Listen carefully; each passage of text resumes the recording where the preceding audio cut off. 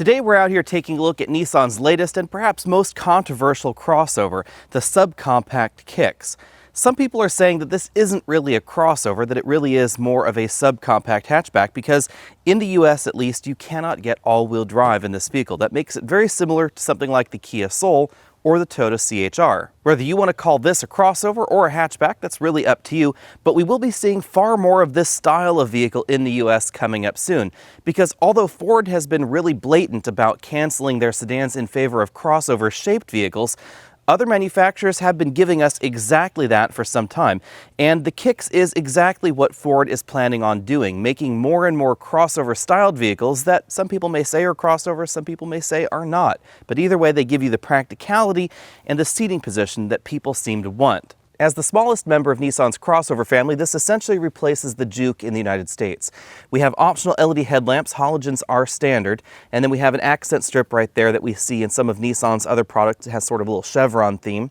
This bold chrome bar that we see in everything from Nissan's Titan pickup truck down to the Pathfinder, optional fog lamps down below, and right there in the middle of the Nissan logo we see something unusual for this segment, which is a 360-degree camera system. We'll talk about that a bit more when we go on the inside, but the camera is right here below the Nissan bar on the logo, and this combines an image from this camera, cameras under the side view mirrors, and a camera in the back to give you a bird's eye view as you're parking. When you look at the front, you'll notice that the bottom part of the grille is not quite symmetrical. That's because all models come standard with a radar sensor giving us automatic emergency braking and forward collision warning. But unlike the systems that we see from Honda and Toyota, Nissan is not giving us the complete suite of their active safety technologies standard or actually even available in the Kicks. So we don't have the lane keeping assistance, the lane departure warning system, automatic high beams that we do see in some of the competitive Toyota and Honda models. But on the flip side, all models do get that standard automatic emergency braking, which I think is the most important active safety feature of all, and that includes the base under $18,000 model.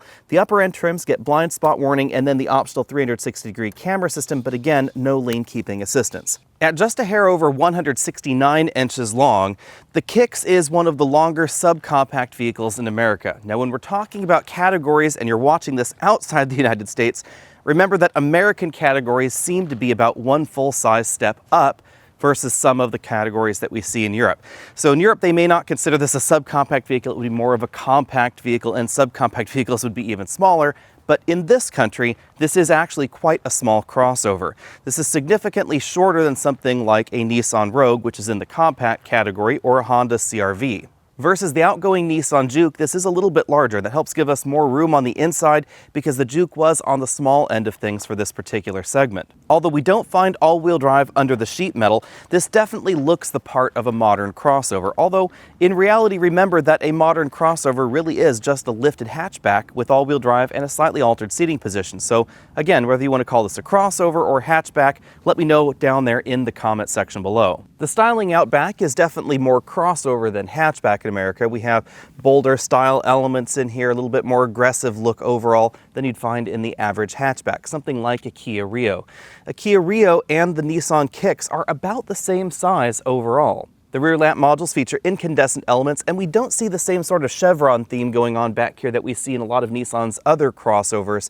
That makes this look a little bit different than the rest of their crossover lineup.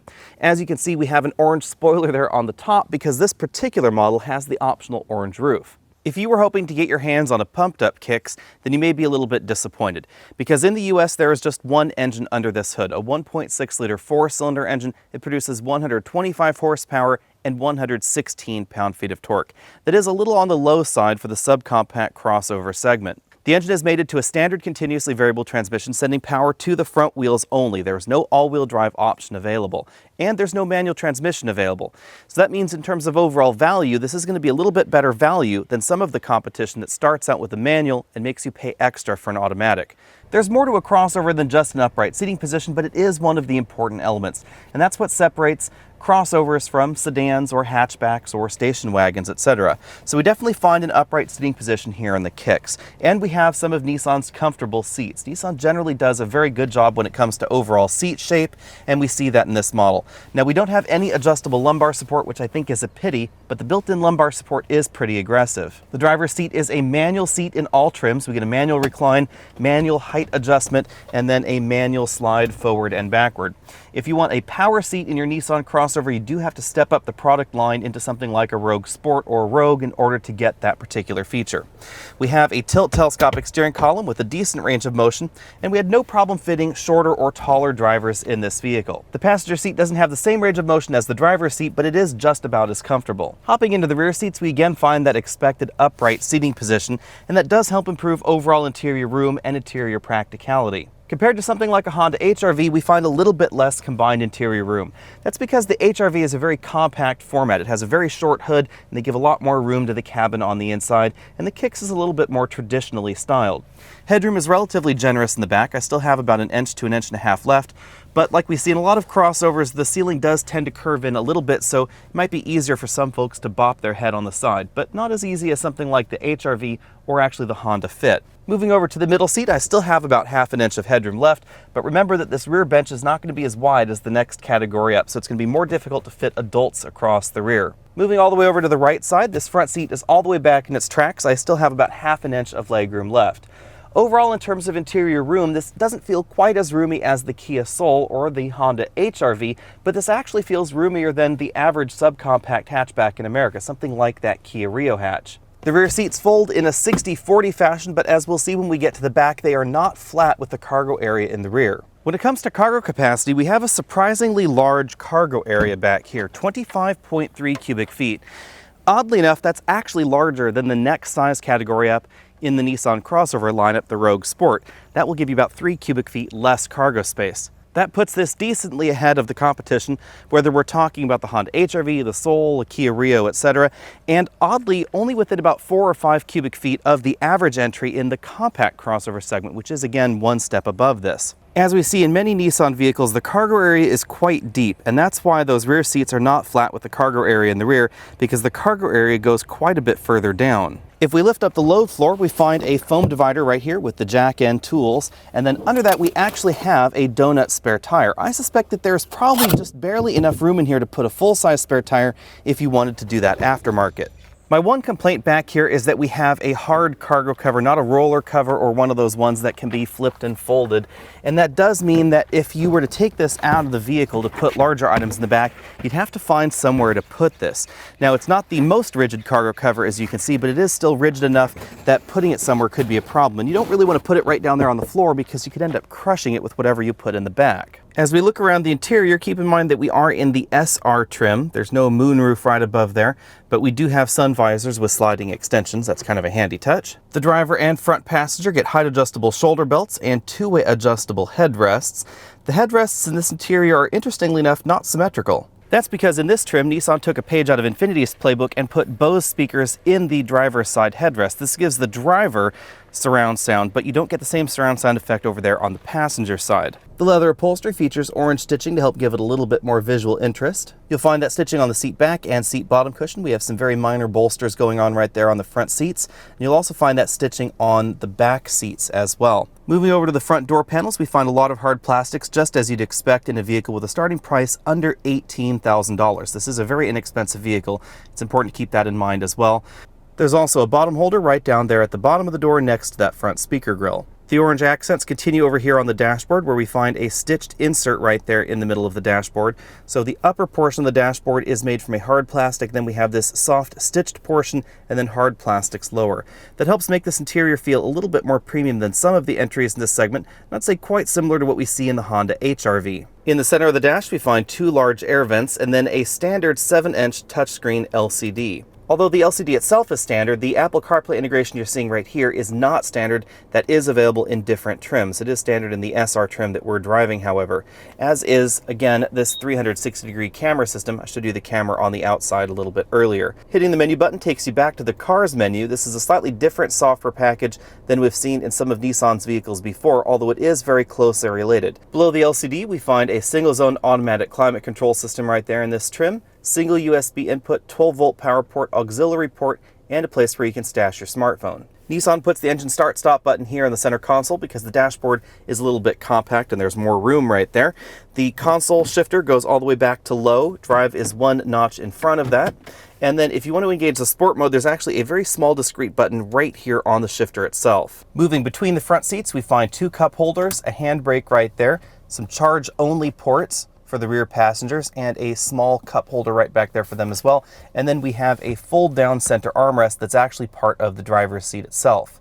The instrument cluster is a partial LCD unit, so everything that you're seeing here from this tachometer on the left all the way over here to this car icon on the right, that's all part of that LCD. Then we have a pretty traditional analog speedometer on the right. This display is where you'll find things like your pretty typical trip computer information, fuel economy, media information, the tachometer right there as I showed you earlier. We also have the ability to change certain vehicle and display settings right here within this menu. The display is bright and crisp, but I'm actually a little surprised that Nissan doesn't change the theme of the display when you engage and disengage sport mode. As you can see, I'm pressing that sport mode button right there, and the tachometer remains basically the same. That's a little bit different than we see in some of the competition. The steering wheel is basically the same unit that we see in some of Nissan's other vehicles. It's a flat bottom design, which I think is quite attractive.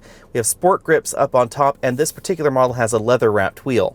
On the left side of the steering wheel, we find the volume up-down button, track forward, backward, and then the rest of the buttons relate to that multifunction LCD right there in the instrument cluster. You toggle side to side, up and down, choose options, etc. On the other side of the steering wheel, we find the buttons for the cruise control system, voice command button, and phone button. We don't have a radar adaptive cruise control system in this vehicle, even though we do have the automatic emergency braking system. In our acceleration tests, this model ran from 0 to 60 in 9.7 seconds. That's pretty much what we expected after having driven it initially at the launch event. That puts this actually in the middle of the pack when it comes to overall acceleration for this category. Some of you might be thinking to yourself, that sounds awfully slow, but actually this is faster than some hybrids in America's 0 to 60. It's also faster than something like the Toyota CHR or the Ford EcoSport, with which you could logically compare this. If you want something faster in this size category, the only real option is going to be the Kia Soul Turbo, because that is going to be significantly faster with 200 horsepower under the hood, but it's still not going to give you all-wheel drive. While we're talking about acceleration and all-wheel drive, many of you were asking over at facebook.com/AlexNautos, why doesn't the Kicks have all-wheel drive? Well, the reality is that the average crossover that is sold in America in this particular segment isn't actually purchased with all-wheel drive. So not having all-wheel drive isn't really a big sales impediment here. But that does mean that if you are one of the people that's looking for that added traction or just the added comfort of having all-wheel drive, you're not going to find it in the Kicks. You will need to either move on up to the Rogue Sport or an alternative from the competition. In our braking tests, this model ran from 60 miles an hour back to 0 in 125 feet. That's a respectable stopping distance for a subcompact crossover, and also relatively similar to something like the average family sedan in America. Thanks to the light curb weight and the overall suspension design, the Kicks actually handles fairly well out on the road, and this is a great deal of fun. I would actually say this is more fun than something like the Honda HR-V or even the Toyota CHR, and the CHR actually is a pretty good entry in this segment. Now, this doesn't have quite the engagement that we find in the Mazda CX-3, and it doesn't have the same grip levels that we find in certain versions of the Kia Soul either, but this does very well for the more traditional lifted off the ground crossovers in this segment. Again, if you're going to compare this to something like a Renegade, a Trax, perhaps even the Buick Encore, the HR-V, etc., this is going to handle better than the average entry. Now, unfortunately, there is a little bit of a toll to be paid for that handling ability, and that is the ride quality. Out on a rougher road like we're on here, the suspension in the Kicks is surprisingly firm. If you were expecting this to be a soft vehicle like the Rogue is in its segment, then you will be a little bit disappointed. But if you were looking for something that was a little bit sportier, again, the Kicks is a surprisingly sporty entry. In terms of our overall ride quality, I am going to have to give this a B-, however, because even though the suspension doesn't get upset over larger road imperfections, this is definitely firmer and a little bit less suitable to long highway travel than some of the other options like a Honda HR-V. In our cabin noise test, we measured 73 decibels at 50 miles an hour, which puts this right in the thick of things for the direct competition.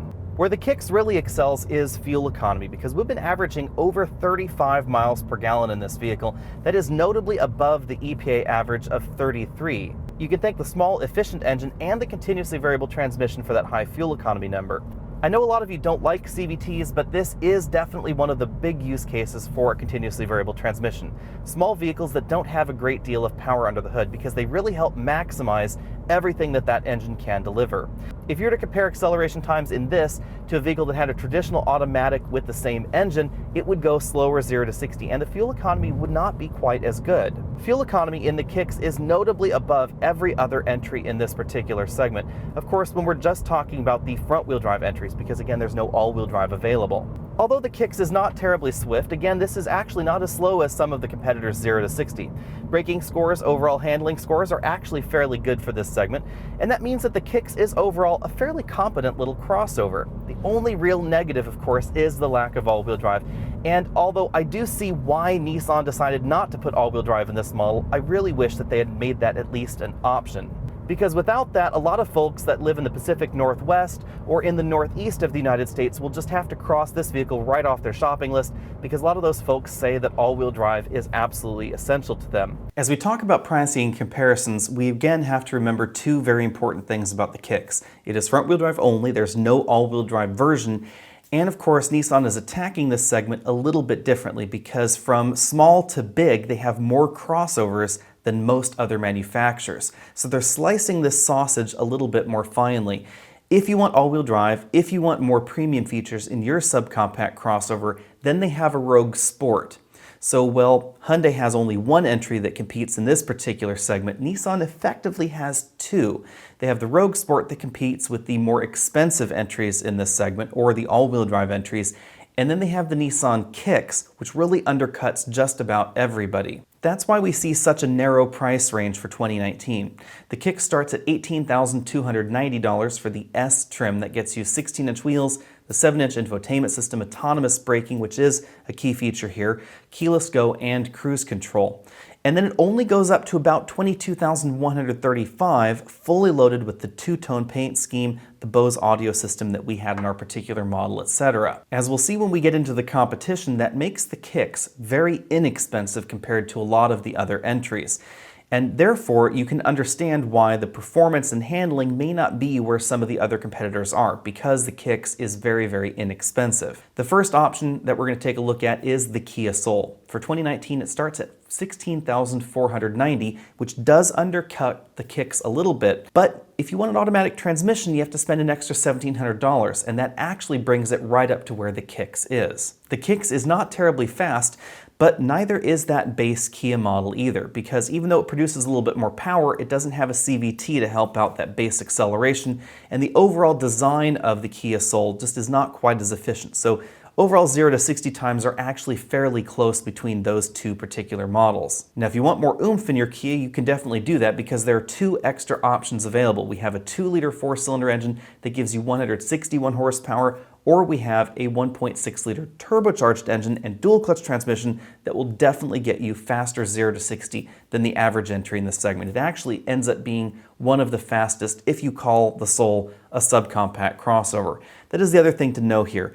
Kia is not really calling the Soul a subcompact crossover. Nissan is calling the Kicks a subcompact crossover, but thematically the two vehicles are very, very similar, and that's why the Soul is in this particular lineup.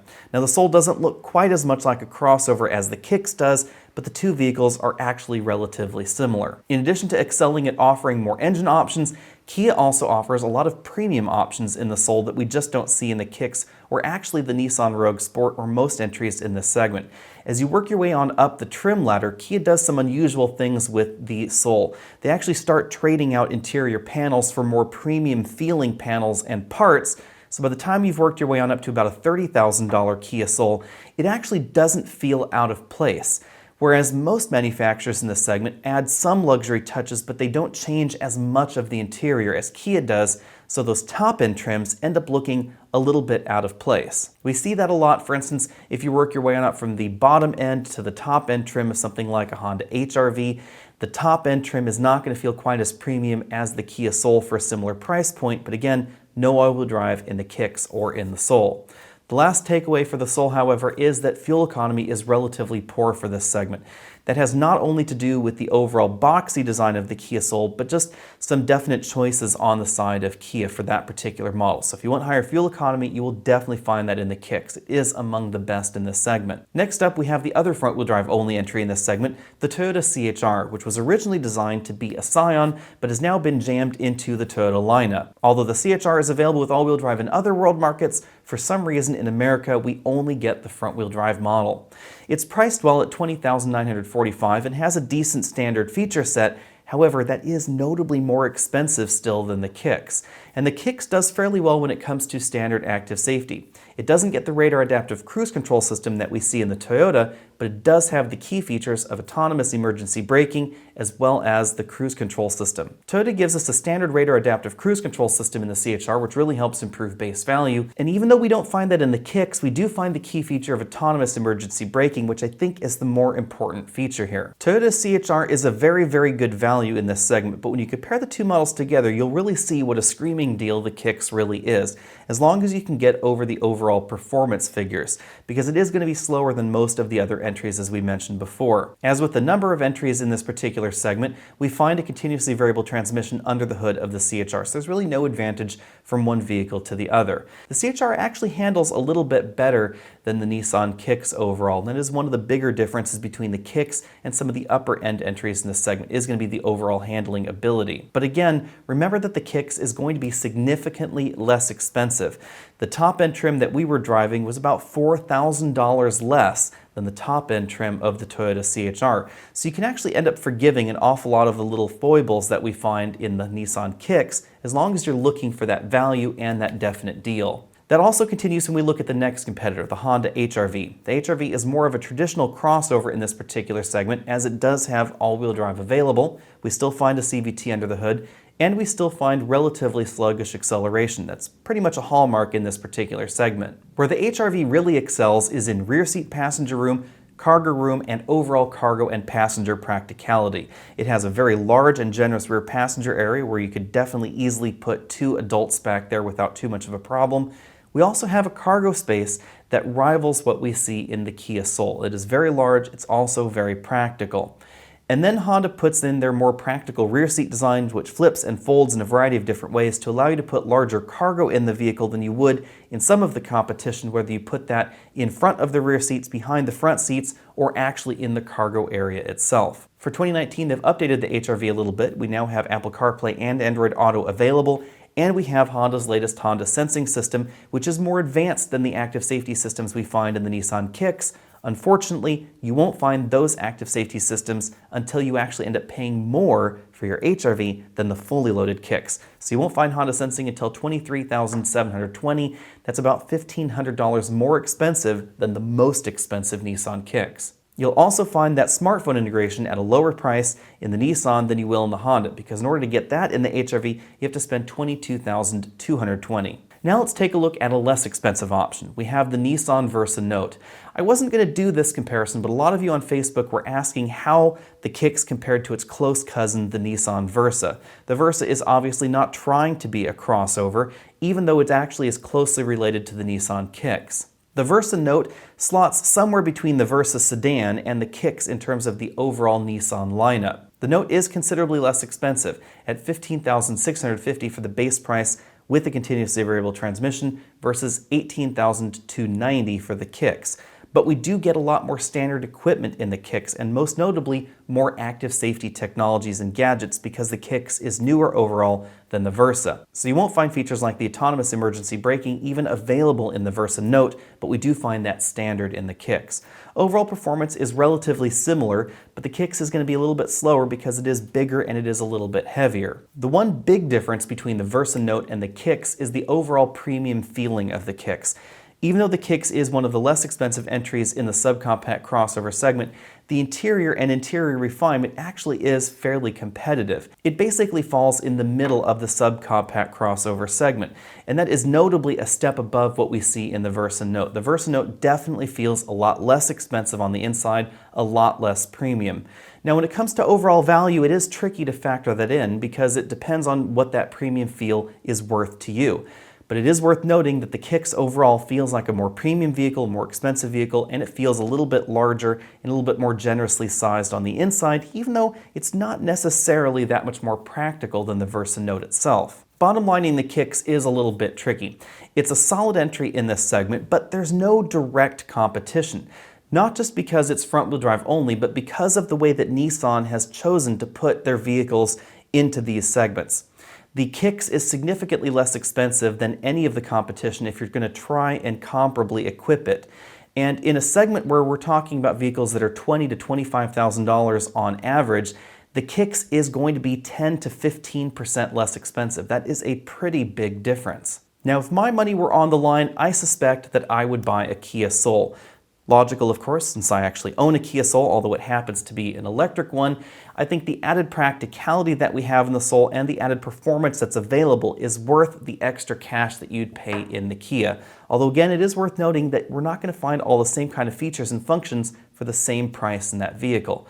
It would be, again, a little bit more of an upgrade. That said, it is definitely hard to go wrong with the Kicks, especially if you're looking for one of the most efficient and one of the most affordable entries in this particular segment.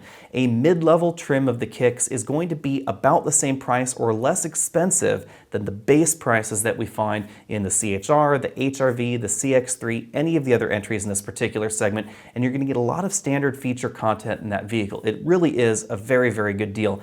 That's why I expect the Kicks to be one of the better sellers in this segment most likely. Now, if you're living in a more northerly climate or an area where you do get a lot of snow and you really want all-wheel drive, then something like the Kicks is not going to be the best fit for you. You might want to get an all-wheel drive alternative or upgrade to the Rogue Sport. However, that said, I would say if you live in some of those climates and you're really concerned about fuel economy, especially if you're living in some of the climates that get only a modest amount of snow, I would probably get the Kicks and spend the extra cash on a good set of winter tires, because a good set of winter tires on the Kicks is actually going to do better in most situations than something like an all-wheel drive HRV with all-season tires. Do keep that in mind. Tires are very, very important. Let me know what you think about that down there in the comment section below. Be sure and click on those related videos if you have not already done so. Hit that subscribe button down there at the bottom of your screen. Click on up there to the top of the screen if you want to support this channel, and I hope you do, and I'll see you next week.